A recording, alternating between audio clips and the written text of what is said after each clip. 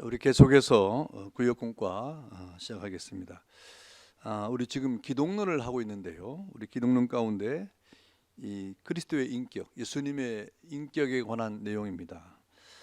예수님의 인격은 그 본질상 두 종류가 있다고 우리가 배웠는데요. 그 하나가 그리스도의 신성, 하나님의 아들로서 이 땅에 오신 예수님이 신이시다, 신적인 성품을 가지고 계신다 하는 부분을 우리가 공부를 했고, 또 하나는 이제 이 그리스도의 인성이죠. 인간적 성품인데요.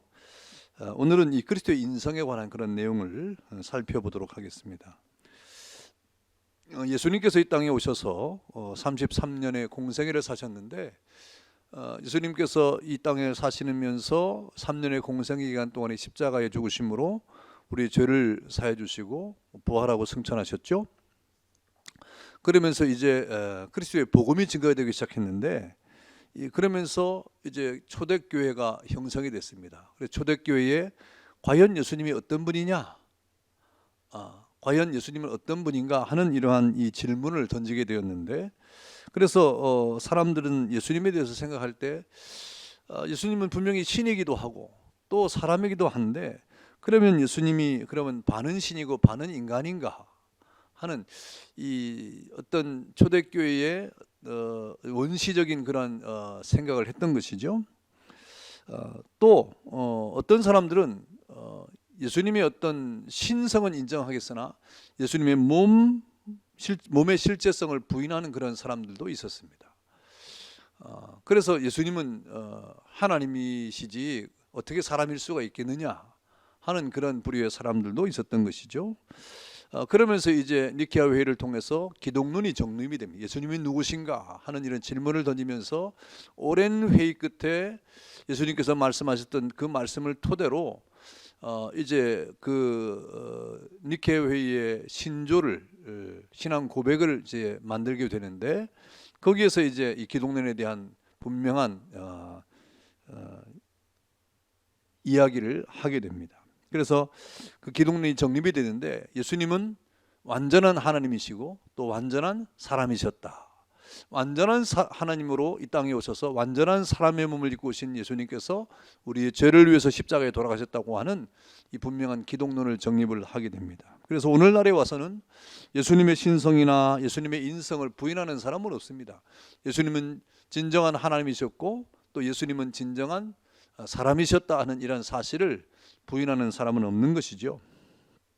그래서 예수님의 어떤 이 지상의 삶에 있어서 그 모든 삶은 역사적 사실이었다. 예수님의 실제적 역사성을 인정을 하게 되는 것이고요. 또 이 예수님이 실제로 이 땅에 계신 것뿐만 아니라 성경에서 많은 곳에서 예수님이 이 땅에 육체로 오심을 증거를 하고 있습니다. 그래서 부인될 수 없는 사실입니다. 예수님은 이 땅에 사람의 몸을 입고 오셨다, 인성을 가지고 계셨다 하는 것은 부인될 수 없는 그런 사실이죠. 또 요한일서 4장 2절에 보니까 예수 그리스도께서 육체로 오심을 부인하는 자는 뭐라 그랬습니까? 이단이라 그랬어요. 그러니까 예수님은 사람이 아니라고 한다든지 예수님이 인간의 몸을 입고 온 이 사실에 대해서 부인하는 것은 이단이고 적그리스도다라고 이렇게 일축을 하고 있는 것입니다. 무엇보다도 예수님이 이 사람의 몸을 입고 이 땅에 오셔서 인성을 가졌다고 하는 사실은 예수님 자신이 증거했습니다. 예수님 자신이 증거하셔서 자신을 가리켜서 나는 사람으로, 인자로 이 땅에 오셨다 이렇게 말씀을 하신 것이죠. 그렇다고 하면 우리가 좀 더 세밀하게 살펴볼 필요가 있는데요. 성경이 말하는 그리스도의 인성에 대한 증거가 무엇인가? 성경에서 말하는 예수님의 인성에 대한 증거를 우리가 좀 살펴보려고 합니다. 첫 번째는 성육신입니다. 성육신. 인간의 몸을 입고 이 땅에 오셨다는 것이죠. 인간의 몸으로 이 땅에 오신 예수 그리스도를 말하는 것이고, 영어로는 인카네이션 이렇게 말하는데요. 이런 예수님의 성육신에 대한 사건은 어느 날 갑자기 이루어진 것이 아니라 구약의 여러 예언을 통해서 이 땅에 나타난 것입니다. 그 최초의 원시복음이 창세기 3장 15절인데, 창세기 3장 15절을 통해서 예수님은 여자의 후손으로 오게 될 것이다 라고 이렇게 예언을 했죠. 그리고 창세기 22장에 가면 그 메시아는 아브라함의 자손으로 올 것이다. 아브라함의 자손으로 올 것이다. 그리고 그 사무엘하 7장에 가면 다윗의 자손으로 올 것이다. 이렇게 말씀을 하고 있는 것입니다. 그래서 이제 구약의 모든 예언의 절차를 따라서 이스라엘 백성들이 메시아를 기다리잖아요. 구약에 예언됐던 메시아를 저들이 고대하고 또 고대했습니다. 그래서 때가 참에 하나님의 때에 하나님께서는 이 예수 그리스도를 구약의 예언을 따라서 한 여인을 통해서 탄생하게 했고, 또 예수 그리스도는 아브라함과 다윗의 자손으로 이 땅에 오시게 된 것이죠. 여러분, 그런 결과 여러분 마태복음 1장 1절에 뭐라고 시작합니까? 아브라함과 다윗의 자손 예수 그리스도의 세계라 그랬어요. 이 시작이 처음 열리면서 마태복음 1장 1절에 아브라함과 다윗의 자손, 예언이죠. 아브라함의 씨로 다윗의 자손으로 오시겠다는 예수님이 바로 실제로 아브라함과 다윗의 자손으로 이 땅에 오셨다라고 선포를 하고 있는 것이고, 그 결과는 마태복음 1장 1절에 보니까 이렇게 그 후손을 쭉 이렇게 연결을 하는 가운데 연대를 기록하지 않습니까? 그래서 마지막에 나오는 것이 뭡니까? 이 동정녀 마리아에서 예수님이 오신 거예요. 그러니까 구약의 예언을 따라서 예수님이 이 땅에 오셨음을 성경은 증거를 하고 있는 것입니다. 특별히 빌립보서 2장 6절과 7절에 보니까 그는 근본 하나님의 본체시나 하나님과 동등됨을 취할 것으로 여기지 아니하시고 오히려 자기를 비워 종의 형체를 가져 사람들과 같이 되었다라고 말씀하시므로 예수님이 근본은 하나님이셨는데 그 하나님이신 예수님께서 자기를 도리어 낮췄다 이 말입니다. 어디까지 낮췄습니까? 사람의 몸으로 이 땅에 오시기까지 낮췄다. 종의 형체를 가졌다 그랬어요. 다시 말하면 인간의 몸을 입고 이 땅에 오셨다. 성육신에 대한 말씀을 하고 있는 것입니다. 이렇게 예수님은 그 인성의 첫 번째가 무엇입니까? 이 땅에 몸을 입고 오신 거예요. 사람의 몸을 입고 사람처럼 이 땅에 오셨다는 것입니다.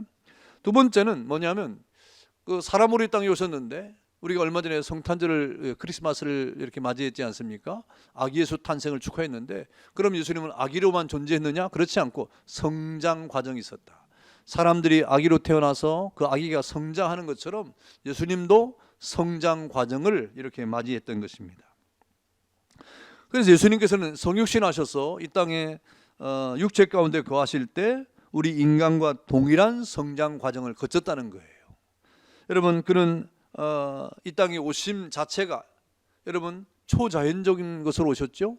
예수님이 이 땅에 오실 때 동정녀 마리아에게서 나시고 그러잖아요. 우리 신앙 고백에서 그렇게 고백하지 않습니까? 동정녀 마리아에게 나시고 그러잖아요. 이 동정녀는 결혼하지 아니한 버진입니다. 그러니까 결혼하지 아니한 처녀의 몸에서 예수님이 나셨다 이 말이에요. 여자의 몸이 아니죠. 처녀의 몸에서 나셨다 하는 것은 예수님이 남자를 알지 못하는 그런 여자의 몸을 통해서 이 땅에 오셨다는 거죠. 그러니까 여러분 그런 일이 세상에는 있을 수 없잖아요. 그런데 그런 일이 있었다고 하는 것은 정말 이것은 기적적으로 초자연적인 그런 예수님의 잉태를 말하는 것입니다. 그러면서 예수님은 이 땅에 다른 사람과 똑같은 그런 이 방법을 통해서 오신 것이 아니고 초자연적인 능력을 통하여 이 땅에 태어났지만 여러분 어땠습니까? 인간의 성장 과정을 거쳤다는 거죠. 그래서 정신적인 것이나 육체적인 것이나 영적인 것이나 또 사회적인 모든 면에서 예수님은 이 세상의 모든 아이들과 똑같은 성장 과정이 있었던 거예요. 그래서 누가복음 2장 52절에 보니까 그 아이가 자라고 또 성장했다 그랬어요. 지혜가 자라고 그 몸도 자랐다 그랬어요. 그래서 사람들과 하나님 앞에서 더 사랑스러운 아이로 성장했다라고 예수님의 성장 과정이 있음을 말씀해 주고 있는 겁니다. 그러니까 예수님은 어느 날 갑자기 하늘에서 뚝 떨어진 분이 아니고 이 사람의 몸을 입고 이 땅에 아기로 탄생을 하셨는데 아기로 탄생하신 예수님께서 아기로만 존재하신 것이 아니라 우리 사람처럼 보편적인 성장을 한 것처럼 이렇게 그가 키도 자라고 지혜도 자라고 몸도 자라고 그래서 성장 과정을 거쳤는데 하나님과 사람 앞에서 정말 사랑스러운 그런 성장 과정을 거쳤다 이렇게 말씀을 하고 있는 것이죠. 여러분 그 다음에 예수님은 이 그런 성장 과정을 거치는 그런 과정이 있었는데 그 다음에 어떤 인성을 가지고 있었습니까? 이 성장 과정에 있어서 예수님은 하나님이니까 전혀 아픈 것도 없고 배고픈 것도 없고 그런 모든 것이 완벽해가지고 전혀 육신적인 연약이 없었느냐? 그렇지 않고 사람들이 가지고 있는 모든 인간적인 성품을 가지고 있었어요. 하나님이셨지만 인간의 몸을 입고 이 땅에 오신 예수님께서는 우리 사람들이 가지고 있는 모든 육체적 성품을 가지고 있었던 것입니다. 모든 인간이 가지는 연약성을 갖고 계셨던 것이죠. 그래서 예수님은 먹지 않으면 배가 고팠을까요? 안 고팠을까요? 배가 고프셨죠. 예수님은 먹지 않아도 배가 안 고프신 분이 아니라 먹지 않으면 배가 고프신 분이었습니다. 그럼 배고픔을 느꼈다 그랬어요. 그 다음에 요한복음 4장 6절에 보니까 피곤함도 느꼈어요. 피곤함도 느꼈어요. 또 목마름도 느꼈어요. 그래서 수가성 여인에게 물을 좀 달라고 예수님 부탁을 하지 않습니까? 이렇게 예수님은 목마름도 느꼈다 이 말입니다. 그 다음에 예수님은 주무시기도 했어요. 피곤하니까 또 주무시기도 했고, 또 히브리서 2장이나 또 4장에 보니까 시험도 받으셨다. 그러나 시험에 들지는 않으셨죠. 또 예수님께서 마지막 십자가에서 죽기까지 했지 않습니까? 이렇게 마지막 인간이 경험하고 느낄 수 있는 모든 그런 육체적 성품들, 죽기까지 이런 성품들이 다 예수님에게 있었던 것입니다. 그러니까 예수님은 우리 가운데 똑같은 사람으로 이렇게 존재하셨는데, 우리가 체험하는 것과 우리가 느낄 수 있는 모든 육체적인 성품들, 모든 희노애락을 다 예수님께서도 감정을 느꼈다는 거예요. 여러분이 가지고 있는 모든 감정들, 여러분의 모든 결핍의 상황들, 여러분의 모든 아쉬움들, 여러분 그 모든 것들 주님이 다 아실까요? 모르실까요? 다 아신다는 거예요. 모르시지 않는다는 말이죠. 다 아신다 이 말입니다. 왜? 주님도 우리 육체적인 모든 성품들을 다 느끼셨기 때문에 그렇습니다. 그래서 예수님께서는 우리 인간이 느낄 수 있는 모든 연약함을 다 체울하셨다. 다 아셨다 이 말. 다 경험하신 것입니다. 여러분 이런 모든 것들이 다 위로와 소망이 되는 것이죠. 여러분 동병상련이라는 말이 있지 않습니까? 아픈 사람의 사정은 아픈 사람이 안다고. 예수님이 우리의 모든 연약을 아시기 때문에 여러분이 아픈 사정은 누구보다도 잘 아시고, 그리고 가장 큰 위로자가 되시는 분이 바로 예수님이신 것입니다. 여러분 그 이유는 바로 우리 인간의 연약을 다 예수님께서 아시기 때문에, 우리 고통의 무게, 우리 아픔의 무게, 우리 외로움의 무게, 우리 모든 슬픔의 무게를 예수님이 다 아십니다. 더 잘 아시는 분이죠. 우리의 속사정을 누구보다도 다 아시는 분이 바로 예수님이시다. 그만큼 예수님은 우리 육체적 성품을 가지고 계신 분이었다는 말입니다. 그러면서 우리 예수님의 인성은 그런 모든 것들을, 이 땅에 사람의 몸을 입고 오셨고, 그 다음에 인간의 성장 과정을 거쳤고, 우리가 사람이 겪는 모든 육체적 성품을 다 가지고 계셨지만, 그럼에도 불구하고 예수님 어떤 분이셨느냐?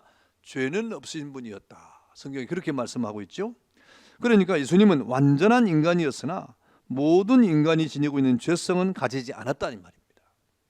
그래서 예수님이 완전한 인간이셨는데 그럼에도 불구하고 인간의 죄성은 지니지 않고 이 땅에 존재할 수 있었던 이유가 뭐냐? 그게 무엇입니까? 바로 예수님이 이 땅에 오신 그 자체부터 초자연적인 역사가 있었기 때문에 그래요. 누가복음 1장 35절에 보니까 예수님이 이 땅에 태어났을 때 어떻게 태어났습니까? 동정녀를 통해서 출생했어요. 동정녀 마리아를 통해서 출생하셨죠. 그러니까 이 남자를 알지 못하는 처녀의 몸에서 예수님이 오셨다는 것은 인간적인 유전적 부패에서 벗어날 수가 있었다는 거예요. 사람은 모두가 다 죄인이죠. 여러분 이 땅에 죄인이 아닌 사람이 하나도 없잖아요. 의인은 없나니 하나도 없다고 말씀하지 않습니까? 왜 그렇습니까? 인간은 근본적으로 죄인의 어떤 부패성을 가지고 태어나는 겁니다. 아담과 하와로부터 이전되는 모든 부패의 근원을 가지고 태어나는데, 예수님은 그렇지 않고 동정녀 마리아에게 태어나심으로 성령으로 말미암아 동정녀 마리아를 통해서 태어나셨기 때문에 인간의 부패성으로부터 벗어날 수 있었기 때문이었다. 그래서 완전한 인간, 무죄의 인성을 가지고 계신 것이죠. 또 예수님께서는 요한복음 8장에 보니까 자신이 스스로 죄가 없으신 분임을 알았어요. 그리고 다른 사람으로부터 죄로 인하여 책잡히지 않는 분이었습니다. 예수님은 우리 사람은 얼마나 이 책잡히는 게 많아요. 우리 부족 때문에, 연약 때문에, 우리 죄성 때문에 우리가 책잡히는 일이 많은데 예수님은 전혀 그런 일이 없었습니다. 왜? 예수님은 자신이 무죄하신 분이었고 또 그 죄로 인해서 책잡히는 일이 절대로 없었다는 것입니다. 그러면서 이 다른 사람에게 어떤 분으로 나타났습니까? 다른 사람의 죄를 사해 주시고, 그 다음에 죄를 용서해 주시고, 그 모든 사람의 중생의 필요함을 말씀하시는 주님으로 나타나는 것입니다.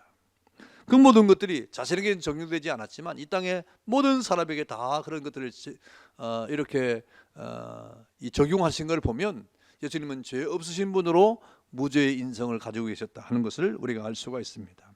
그러면서 예수님은 실제로 성경의 여러 곳에서 예수님의 무죄에 대한 것을 언급을 하셨고요, 또 다른 제자들도 역시 마찬가지입니다.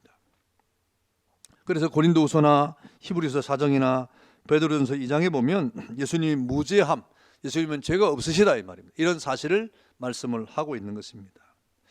그러면서 여러분 히브리서 4장 15절에 보니까 우리에게 있는 대제사장은 우리의 연약함을 체휼하지 아니하는 자가 아니요 모든 일에 우리와 한결같이 시험을 받은 자로 되 죄는 없으시니라.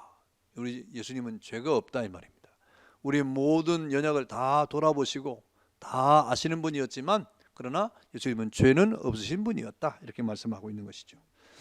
그렇다고 하면 예수님은 그러면 왜 신이어야 했고 또 인간이어야 했느냐, 왜 예수님은 신인 동시에 인간으로 존재해야만 했느냐 하는 것입니다. 여러분 예수님이 참 인간이어야 할 이유가 무엇입니까? 여러분 참 인간이어야 될 이유는 뭐냐면 중보사역 때문에 그래요. 예수님의 중보사역 때문에, 예수님의 이 구원자로서의 중보사역 때문에 그런데, 다시 말하면 이 땅의 모든 인간의 죄를 용서해주고 죄를 사해주기 위해서는 죄 없는 사람이 대신 죽어야 되는데 이 땅에 죄 없는 사람이 아무도 없잖아요. 그러니까 예수님만이 죄가 없으신 분이기 때문에 그런 일을 할 수가 있었는데, 바로 예수님께서 참 인간으로, 죄 없는 참된 인간으로 있어야 될 이유는 바로 이 세상에 구속받을 죄인들을 구원하기 위해서 참 인간이, 죄 없는 참 인간이 되어야만 했던 것입니다. 그래서 예수님께서는 이 완전한 인간으로 그리고 죄 없는 인간으로 존재하셔야 되는 것이죠. 여러분 이 땅에 죄의 삭은 사망이기 때문에 이 땅에 존재하는 모든 사람들은 다 죄로 말미암아 죽은 자예요. 그래서 죽은 자가 죽은 자를 대신할 수 없잖아요. 대신 산 자가, 죄 없는 자가, 의로운 자가 그 모든 죽은 자를 대신할 수 있었기 때문에 죄 아래에 있는 인간은 그 누구도 구원자가 될 수 없었어. 그러므로 예수님만이 모든 죄인을 구원할 수밖에 없는 참된 인간이 되어야만 했다 하는 것입니다. 그리고 예수님이 참 하나님이어야 될 이유가 뭐냐? 이것도 역시 마찬가지로 구원에 관한 그런 이유입니다. 다시 말하면 하나님만이 인간을 구원할 수 있잖아요. 하나님만이 인간을 구원할 수 있는 것이죠. 또 그 하나님이 오직 자신의 율법의 요구, 다시 말하면 행위 언약이죠. 행위 언약에 이렇게 이 율법의 저주로부터 사람을 구원할 수 있는 분은 오직 하나님밖에 없는 거예요. 그러니까 예수님께서는 완전한 하나님, 완전한 인간과 동시에 참 하나님이어야 될 수밖에 없는 것이죠. 그러면서 그 믿음으로 나오는 사람들, 예수를 믿음으로 나오는 사람들에게 참된 구원을 베풀어 주므로 이렇게 예수를 영접하는 사람에게 구원을 베풀 수 있는 분이 참 하나님 아닙니까? 그러니까 예수님은 참된 하나님으로 존재하실 수밖에 없는 것이죠. 그래서 예수님은 이 땅에 계실 때 참된 사람으로, 참된 하나님으로 이 땅에 우리 가운데 오신 것입니다. 그래서 디모데전서 2장 5절에 보니까 하나님은 한 분이시요 또 하나님과 사람 사이의 중보도 한 분이시니 그 사람이신 그리스도 예수라 그랬습니다. 하나님은 한 분이신데 하나님과 사람 사이의 중보도 한 분이시다. 여러분 예수님은 참된 인간으로 이 땅에 오시고 그리고 참 하나님으로 오셔서 우리의 죄를 대신해서 십자가에 죽으시고 이 땅에 그 모든 죄로부터 구원받을 하나님의 백성들이 주님을 영접하고 나오면 그 죄를 사해주기 위해서 하나님으로 이 땅에 오신 것이죠. 그래서 예수님께서 여러분 성경에 보니까 죄사함을 받으라 하고 선언하시고 내 죄가 사해졌느니라 하고 선언을 하시지 않습니까? 이렇게 예수님께서 현장에서 이런 모든 죄를 사해주는 그런 권능을 나타내신 이유가 참된 하나님이셨기 때문에 그런 말씀을 하실 수가 있었던 것이죠. 자, 이렇게 예수님의 성품, 그 성품 가운데 오늘 예수님의 인성에 관한 그런 내용을 공부했습니다. 예수님은 이러한 인간적 성품을 가지고 계셨지만 그러나 죄는 없으신 분이었다. 무죄한 인생을 가지고 계셨다. 그러면서 그 무죄한 인생을 통하여 우리 죄를 용서해 주기 위해서 십자가에 돌아가셨고, 그리고 우리 죄를 또 용서를 받은 사람들에게 사죄의 선언을 하기 위해서 참된 하나님으로 이 땅에 존재했다고 말씀을 하고 있습니다. 우리 내용 연구 보겠습니다.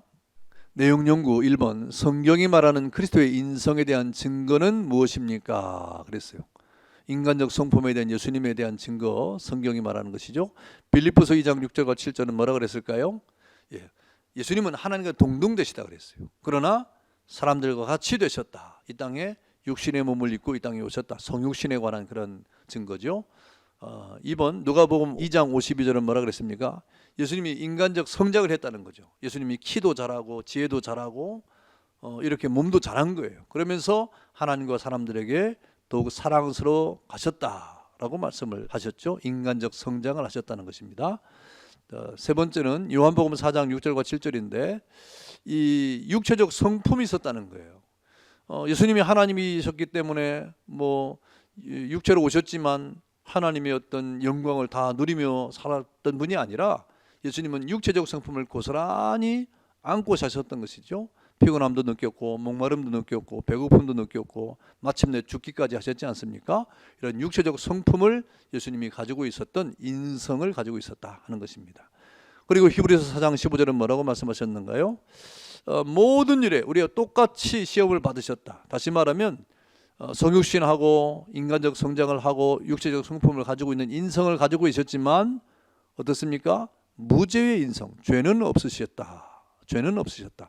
무죄의 인성을 가지고 계셨다 하는 것입니다.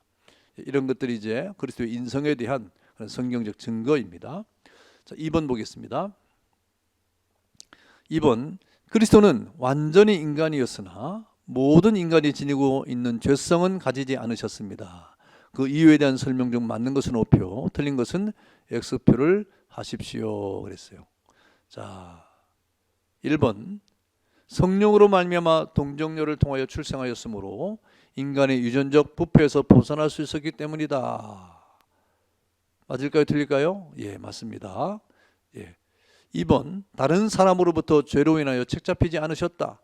그렇죠. 예수님은 다른 사람으로부터도 죄로 인하여 책잡히지 않으셨던 그런 무죄의 인성을 가지고 계셨습니다. 자, 그 다음에 3번, 예수 그리스도에게 죄가 전혀 없었던 것은 아니지만 십자가에서 죽으심으로 자신의 죄값을 지불하셨기 때문에 그의 죄가 없어진 것이다. 말이 안 되는 말이죠. 예수님은 전혀 죄가 없었죠.